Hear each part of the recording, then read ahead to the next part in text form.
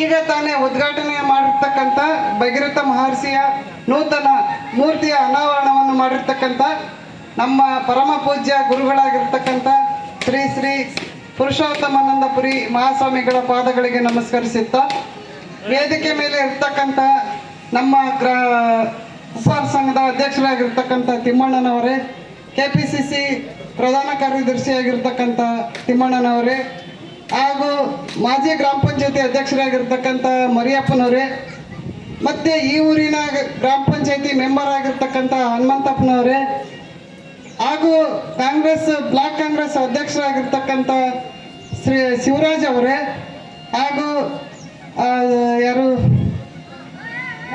ಗಿರೀಶ್ ರವರೇ, ಹಾಗೂ ವೇದಿಕೆ ಮೇಲೆ ಇರ್ತಕ್ಕಂಥ ಇನ್ನೂ ಹೆಸರು ಗೊತ್ತಿಲ್ಲದಿರ್ತಕ್ಕಂಥ ಎಲ್ಲ ನನ್ನ ಸೋದರರೇ, ಹಾಗೂ PDO ಸಾಹೇಬ್ರವರೇ, ಮತ್ತು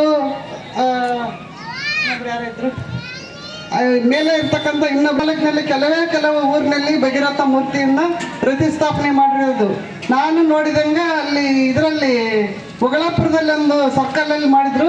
ಈಗ ಎರಡನೇದಂತೂ ನಾನು ನೋಡಿರೋದು ಇರ್ಬೋದೇನೋ, ನಾನು ನೋಡಿರೋದು ಎರಡನೇದು. ಹಂಗಾಗಿ ಇದನ್ನ ನೋಡಿದ್ರೆ ಬೇರೆ ಊರಿನಲ್ಲಿ ನಮ್ಮ ಸಮಾಜದಲ್ಲಿ ಇರೋರಿಗೂ ನೀವು ಒಂದು ಸ್ವಲ್ಪ ಉತ್ಸಾಹ ಕೊಟ್ಟಂಗೆ ಆಗ್ತೈತಿ. ಯಾಕಂದ್ರೆ ನೀವು ಭಾಳ ಜನ ಬರಬೇಕಾಗಿತ್ತು. ನನಗೆ ಇಲ್ಲಿ ನೋಡಿದ್ರೆ ಯಾಕೆ ಒಂಥರ ಬೇಜಾರು ಅನ್ನಿಸ್ತು. ಯಾಕಂದ್ರೆ ನಾವು ಇಲ್ಲಿ 70-80 ಮನೆಗಳು ಅದಾವು. ಏನೇ ಇರಲಿ, ಗುರುಗಳು ಬಂದಾಗ ಗುರುಗಳ ಆಶೀರ್ವಾದ ತಗೊಳಕ್ಕಾದ್ರೂ ನೀವೆಲ್ಲರೂ ಬರಲೇಬೇಕಾಗಿತ್ತು ಅಂತ ನಂದೊಂದು ಮನವಿ ನಿಮ್ಮ ಹತ್ರ ಮಾತಾಡ್ತಾ ಇದ್ದೀನಿ.